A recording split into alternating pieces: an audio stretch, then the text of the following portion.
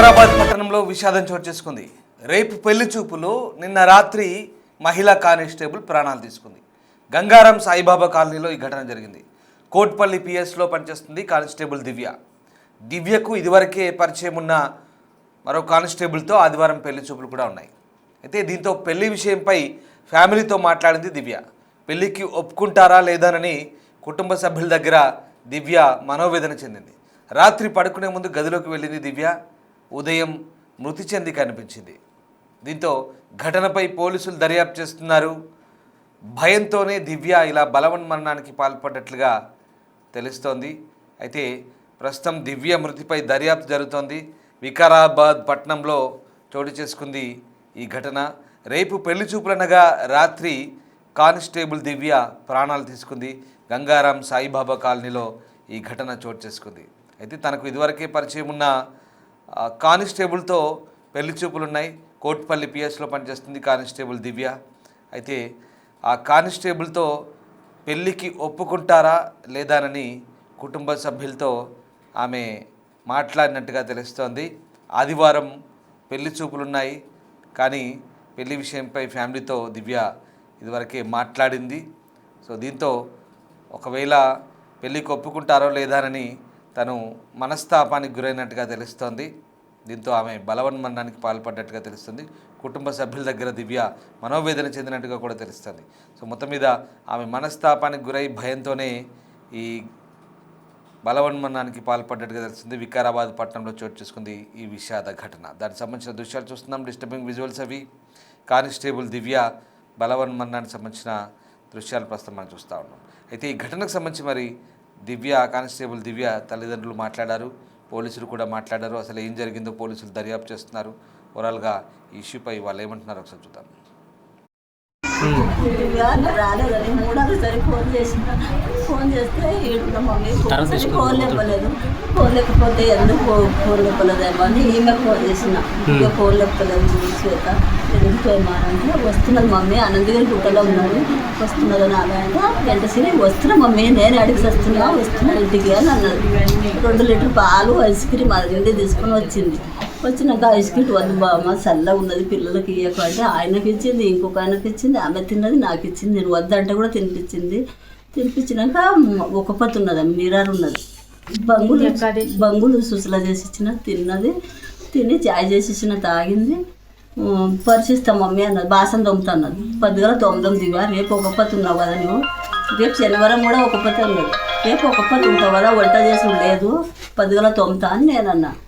ఇక పడుకున్నట్టు నాకు పరిస్థిస్తా అంటే నేను పరుచుకుంటా పట్టు నువ్వు పడుకున్నావు కదా పడుకు అన్నా పడుకున్నా లోపటి పరిస్థిచ్చిన ఆమెకు పడుకున్నది.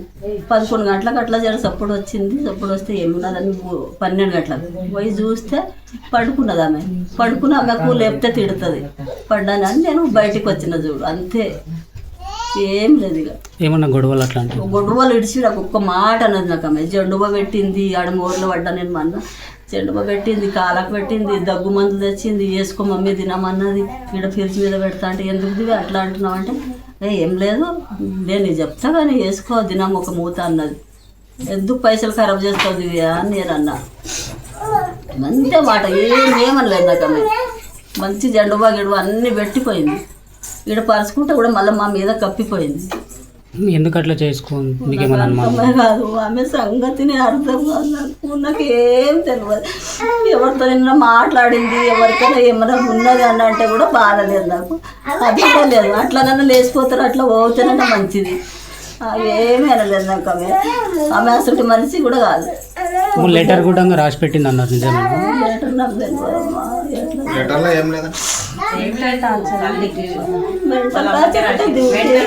ఫస్ట్ డ్యూటీనే నేను చేసుకుంటున్నా. సాయంత్రం అయింది మమ్మీ, నాకు ఇష్టం లేదు డ్యూటీ చేసుడు. సాయంత్రము చీకటి అవుతుంది మమ్మీ అంటే వంశీనే చూసుకుంటాడు అంతా. నేను ఆమె చూడగానే చీకటి అయింది మమ్మీ అంటది. అంటే దివ్య దూరం పోయి చేసేటోళ్ళు ఉన్నారు, గీడ చేస్తే అట్లా అంటున్నావు దివ్య, రానోళ్ళు రాలేదంటారు, నీకు వచ్చింది అట్లా చేయొద్దు దివ్య అని నేనన్నా. ఇక అది ఇంత మాట కానీ దినం అవే మంచిగా ఉండే తిన్నది అన్నీ చేసి పడుకున్నా చూడు. జగడం ఆడింది. నేనేమని అన్నా అంటేనన్నా ఈమెకు ఫోన్ చేసింది, ఈమెతో మాట్లాడింది. కవిత ఊరు వచ్చి జ్వరం వచ్చి వండిందంటే ఆమెతో మాట్లాడింది. ఆదివారాలు వస్తారంట, చుట్టాలు వస్తారంట అంటే వద్దు మమ్మీ నేను చేసుకోను అని అన్నది. వద్దు మమ్మీ అంటే వస్తా అన్నారు కదా, దివ్య చూద్దాం ఒక మాట మంచిగా ఉంటేనే చూద్దాం, నీకు నచ్చకపోతే కట్నం గిట్నం ఏమి ఇయ్యము అంటే ఆలే పోతారు అని ఇట్లా అన్న చూడండి. నువ్వు నా మాట అర్థం చేసుకో మమ్మీ అని ఒక మాట, మా నాయన ఉంటే చేసుకుంటుండే నువ్వు చేసుకో మమ్మీ అని అన్నది. ఇంకేమీ అనలేదు, నేను ఒక్క మాట అనలేదు. ఆమె కాలు మొక్కుతుంటే నేను ఆమెకు తినము నేనే తినిపిస్తుంటే తినము పొద్దుగా తినిపోదిగా చక్కెర వస్తుంది తినిపోదిగా అని. నమస్తే అండి, నా పేరు రవికుమార్, వికారాబాద్ టౌన్ ఇన్స్పెక్టర్ని. ప్రస్తుతం మనం గంగారం విలేజ్లో ఉన్నాం. ఇక్కడికి రావడానికి ముఖ్య కారణం ఏంటంటే ఈరోజు దారూర్ పిఎస్లో పనిచేస్తున్నటువంటి రైటర్ దివ్య గారు సూసైడ్ చేసుకొని హ్యాంగింగ్ చేసుకొని చనిపోవడం మాకు తీసుకొచ్చింది. ఇక్కడికి వచ్చిన తర్వాత చూసినట్టయితే ఆమె చున్నీకి తన గొంతు బిగించుకొని వేలాడే కింద కాలాన్ని చనిపోయినట్టు తెలుస్తూ ఉంది. ఆమె మరణానికి గల కారణాలు ఇప్పటిదాకా తెలియలేదు. ఆమె ఫోన్ రికవరీ చేసుకున్నాం, వాళ్ళ ఫ్యామిలీ వాళ్ళతో మాట్లాడి వాళ్ళు వచ్చే పిటిషన్ పైన ఎంక్వైరీ చేసి ఆమె చావు గల కారణాలు వెతికి ఆమెకు న్యాయం తెలియజేస్తున్నాం. ఆమె సూసైడ్ లెటర్ రాసింది, దాంట్లో ఎవరి పేరు కానీ ఎలాంటి ఆరోపణ చేసుకొని రాయలేదు. కేవలం అమ్మ నాన్న క్షమించండి, నాన్న లేకపోవడం వల్లే మనకి బాధలు కష్టాలు, నా చావులో ఎవరికి ఎందులో ఎలాంటి అది లేదు, నా వాళ్ళని చనిపోతున్నాను, నా చావుకు ఎవరు కారణం కాదని చెప్పింది. మహిళా పోలీస్ దివ్య ఎందుకు బలవన్మరణానికి పాల్పడింది? ఈ బలవన్మరణం వెనుక కారణం ఏంటి? మంచి భవిష్యత్తు ఉన్న దివ్య పెళ్లి విషయంలో ఎందుకు మనస్తాపానికి గురైంది? లేదా కుటుంబ సభ్యులు ఆమె పెళ్లి గురించి ఎలాంటి ఆలోచన చేశారు? మా ప్రతినిధి సుజాత రెడ్డి జాయిన్ అవుతున్నారు. సుజాత, దివ్య కానిస్టేబుల్ మృతి నిజంగా దిగ్భ్రాంతిని గొలిపించే అంశం. ఎంతో భవిష్యత్తున్న ఒక యంగ్ కాప్ ఇలా బలవన్మరణానికి పాల్పడడం వెనుక కారణం ఏంటి? 10 మందికి ధైర్యం చెప్పే పోలీసు వృత్తిలో ఉన్నటువంటి ఆ అమ్మాయి ఎందుకు ఇలాంటి మనోవేదనకు గురైంది? అసలు ఏం జరిగింది? వికారాబాద్ పట్టణంలో విషాదం చోటు చేసుకుందనే చెప్పుకోవాలి. కానిస్టేబుల్ గా విధులు నిర్వర్తిస్తున్నటువంటి దివ్య సూసైడ్ చేసుకుని చనిపోయినటువంటి ఘటన ఇప్పుడు అందరినీ కూడా కలిచివేస్తుంది. ఒకవైపు కుటుంబం శోక సంద్రంలో మునిగిపోయింది. దివ్యకి ఆదివారమే పెళ్లి చూపులు ఉన్నాయి. గత కొన్ని రోజుల నుంచి దివ్యని పెళ్లి చేసుకుంటాను అని చెప్పేసి తన సహ ఉద్యోగి అయినటువంటి గతంలో వికారాబాద్ లో కానిస్టేబుల్ గా పనిచేసినటువంటి వ్యక్తి దివ్య కుటుంబ సభ్యులని అప్రోచ్ అయ్యి దివ్యని పెళ్లి చేసుకుంటానని చెప్పేసి మాట్లాడితే దివ్యకి ఎన్నోసార్లు కాంటాక్ట్ అయ్యాడు. నేను పెళ్లి చేసుకుంటాను దివ్య నిన్ను అంటే చాలా సార్లు తనకి ఇష్టం లేదు అనని కొంత అవాయిడ్ చేసినట్లుగా కూడా తెలుస్తుంది. అయితే కుటుంబ సభ్యులతో దివ్య అక్కతో కాల్ చేసి నేను దివ్యని పెళ్లి చేసుకుంటాను, మంచి భవిష్యత్తుని ఇస్తాను అని చెప్పడంతో కుటుంబ సభ్యులు కొంతమేరకు దివ్యను ఒప్పించే ప్రయత్నం చేశారు. నిన్న రాత్రి ఆ దివ్య తల్లితో నాకు ఈ పెళ్లి ఇష్టం లేదు, నేను చేసుకోను అమ్మా అని చెప్పినప్పుడు అట్లీస్ట్ పెళ్లి చూపులకు వచ్చిన తర్వాత అయినా సరే రిజెక్ట్ చేయొచ్చు, నచ్చకపోతే వాళ్ళు పెళ్లి చూపులకు వస్తామని చెప్తున్నారు అని చెప్పేసి కొంతమేరకు దివ్యని కాంప్రమైజ్ చేసే ప్రయత్నం చేశారు. ఆ నేపథ్యంలోనే దివ్య మనస్తాపానికి గురే. ఎందుకంటే తండ్రిని కోల్పోయినటువంటి దివ్య తల్లి బాగోగులు చూస్తుంది. ఒకవైపు తల్లికి ఎంతో దివ్యకి మధ్య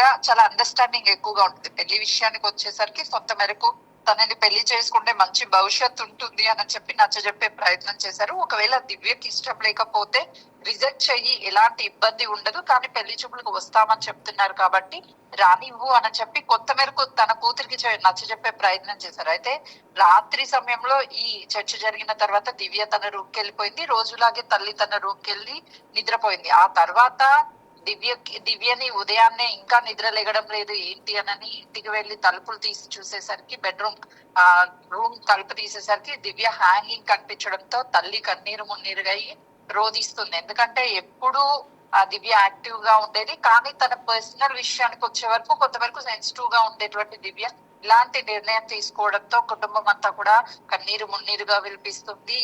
తను ఆవేశంగా, ఒకవైపు తండ్రి లేడు, తల్లి బాధ్యతలన్నీ కూడా చిన్నప్పటి నుంచి బాధ్యతలను చూసుకుంటూ ఉంది. జాబ్ వచ్చినా కూడా కొంత మేరకు ఇంటి బాధ్యతలు అనేది ఫైనాన్షియల్ గా దివ్య చూస్తున్నప్పటికీ కూడా ఏ నిర్ణయం తీసుకోవాలన్నా సరే పెళ్లి గురించి కావచ్చు, ఇలాంటి నిర్ణయాలన్నీ కూడా తల్లిదండ్రులు తీసుకోవాల్సినటువంటి బాధ్యత ఉంటుంది. అయితే తండ్రి లేనటువంటి సమయంలో పూర్తిగా తల్లే బాధ్యత తీసుకుంటూ నా కొరకు మా అమ్మ ఎక్కువ బర్డెన్ మోస్తుంది అని డిప్రెషన్ లోకి వెళ్ళినటువంటి దివ్య ఒక సూసైడ్ లెటర్ రాసింది. అమ్మ నన్ను క్షమించు, నా చావుకి ఎవరూ కారణం కాదు, నాన్న ఉంటే బాగుండేది, నీకు ఇన్ని కష్టాలు వచ్చుండేవి కాదు అని రాసినటువంటి లెటర్ లో చాలా క్లియర్ గా అర్థమవుతుంది. ఎందుకంటే రేపు ఒకవేళ దివ్య పెళ్లి చేసినప్పటికీ కూడా బాగోగులన్నీ కూడా తల్లి మీదే బడన్ పడుతుంది అని చెప్పేసి దివ్య కొంతవరకు డిప్రెషన్ లోకి వెళ్ళి ఇలాంటి నిర్ణయం తీసుకున్నట్లుగా కూడా తెలుస్తుంది. అంటే సుజాత, ఇక్కడ ఆ వ్యక్తితో పెళ్లికి సంబంధించి దివ్యకు ఇష్టం లేక లేదా ఒత్తిడి పెరగడం వల్ల ఈ నిర్ణయం తీసుకుందా?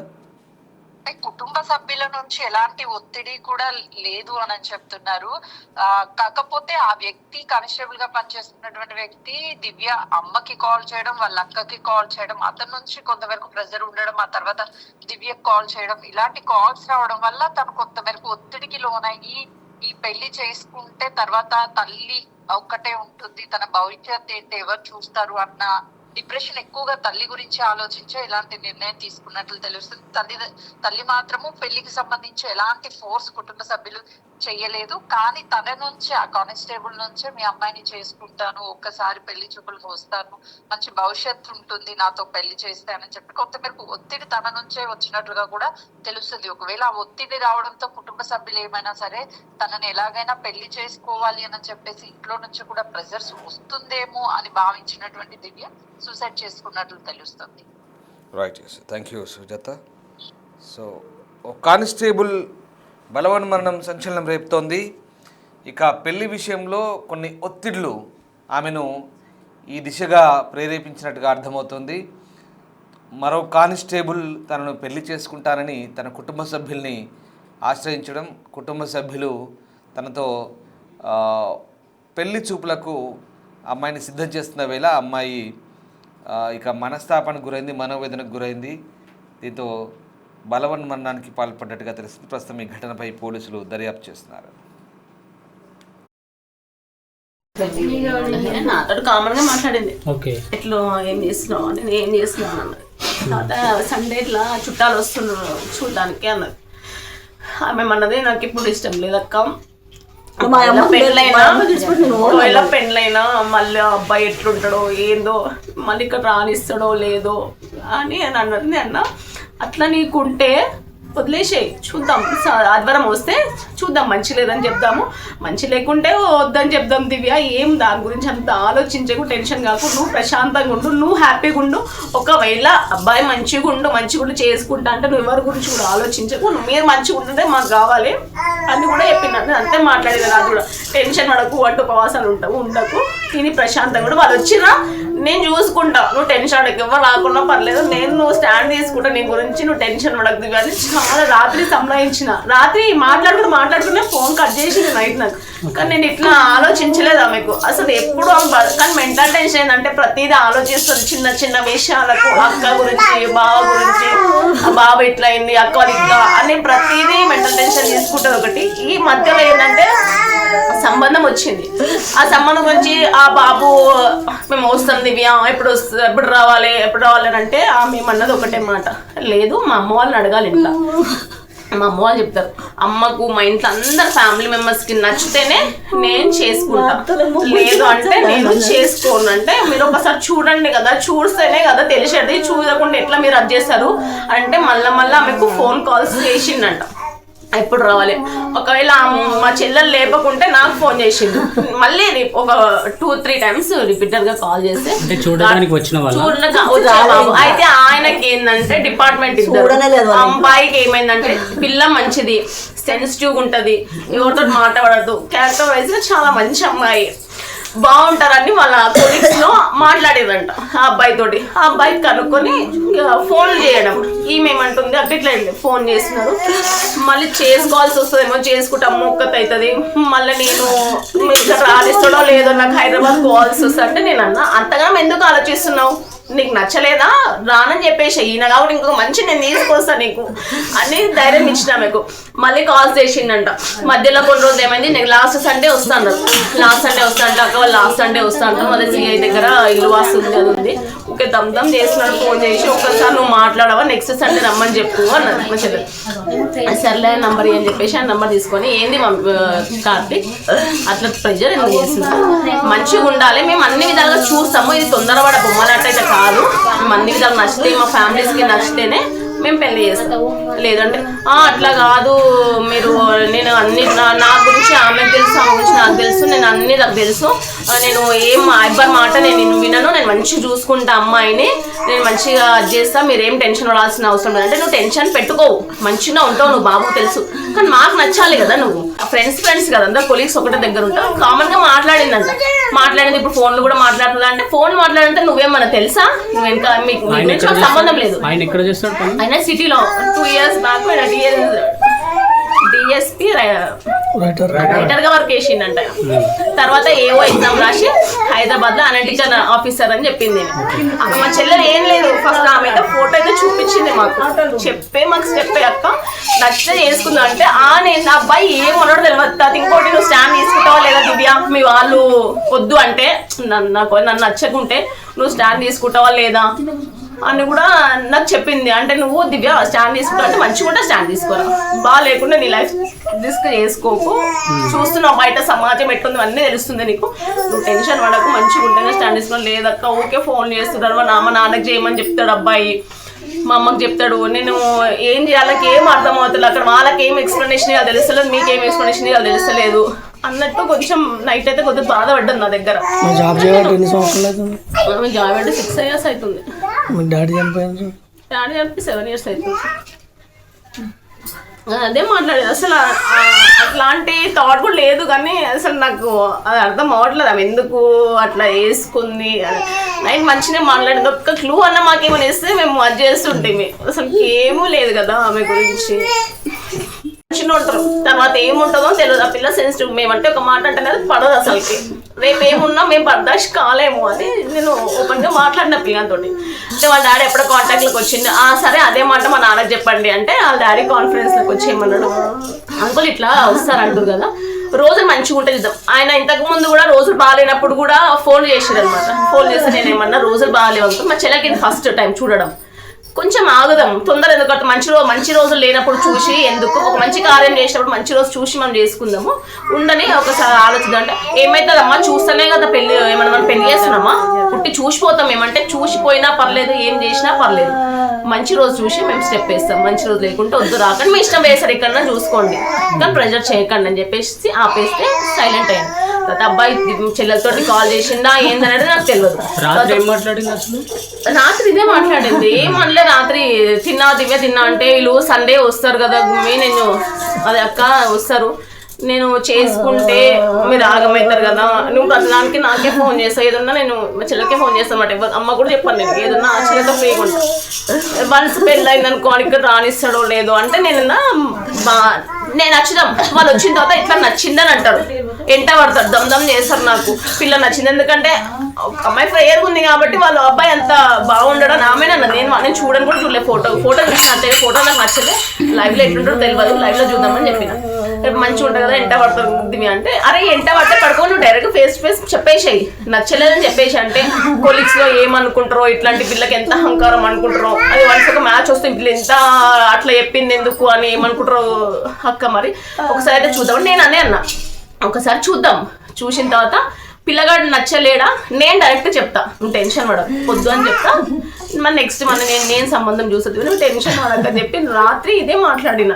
సండే వస్తారు కదా ఏముంది మళ్ళీ నెక్స్ట్ అని మాట్లాడింది, అందరు వస్తారా, మళ్ళీ వచ్చి ఒకరికి నచ్చితే ఒకరికి నచ్చకుంటే ఏమంటారో, ఒకరిని ఇప్పుడు మీకు నచ్చింది అంటావు, మా పెద్దకు ఉంది ఆమెకు నచ్చలే అంటారు, మీ మధ్యలో ఫ్లక్చువేషన్స్ వస్తాయా, మరి ఎట్లా చేస్తారు, నా గురించి మీరేమని అనుకుంటారా అని ఆమె మెంటల్ గా ఆలోచించి అన్న, ఎవరు ఏమన్నారు, ఎవరి గురించి నీకు అవసరం లేదు, రేపు మంచి అయినా చెడైనా నువ్వు బాధపడాల్సింది, నీకు ఎవ్వరు అది చెయ్యరు, నువ్వు స్టాండ్ తీసుకో, పిల్లగాడు మంచిగుండు అంటే మా క్యాస్టే కాబట్టి పిల్లగాడు మంచిగుండు అంటే నువ్వు స్టెప్ అయ్యి, మంచిగా లేడు అంటే సైలెంట్గా ఉండు దివ్య, నేను మాట్లాడతా ఆయనతోటి, మాకు నచ్చలేదమ్మా మీరు మేము వదిలేసి అని చెప్తా అని చెప్పి, నైట్ మళ్ళీ ఆ పిల్లగానికి ఫోన్ చేసిన నేను, ఇట్లా అయింది మరి నువ్వేమన్నా పిల్లకి హరాస్ చేసావా, ఏమన్నా అన్నావు అమ్మ చెల్లెలకి అని చెప్తే, నేనేం అనలేనంటే నిజంగా చెప్పు కార్తీక్ నాకేమీ తెలియదు, మధ్యలో ఒకసారి నీతో మాట్లాడిన అంతే, నువ్వు కూడా నాకు రిపీటెడ్ కాల్స్ చేసినావు, మెసేజ్ పెట్టినావు, కాల్ మీ మెసేజ్ పెట్టినావు, నాకు ఎందుకు అట్లా, నచ్చితే చేస్తాం, నచ్చకుండా ప్రెజర్ పెట్టకు, నువ్వు ఎందుకు చేయమని అన్నావా, మా చెల్లెలకి ఫోన్ చేసినట్టు ఏమనలేను, రాత్రి నేను లొకేషన్ పెట్టమని చెప్పినా అని అన్నాడు, చెల్లెలకి లొకేషన్ పెట్టమన్నాడట, అవి ఎందుకు నువ్వు పెట్టాలనుకున్నా ఏదో నువ్వు నాతో మాట్లాడాలి. నువ్వు చెల్లెలతో ఎందుకు చెప్తా? పెద్ద మనిషి ఆమె, నువ్వు నాతో ఆల్రెడీ కాంటాక్ట్ లో ఉన్నావు. మా అక్క నంబర్ అని ఇచ్చింది ఆ పిల్ల నీకు. నువ్వు నాకు చెప్పాలి కదా, ఏమన్నా ఉంటే నాతో మాట్లాడాలి కదా. నువ్వు మరి చెల్లెకి లొకేషన్ ఎందుకు పంపమన్నావు? నాకు లొకేషన్ పంపమని చెప్పాలని చెప్పేసి నేను ఏం అనలే. నాకు అసలు నేను ఏం అంటే నేను మాట్లాడలేదు.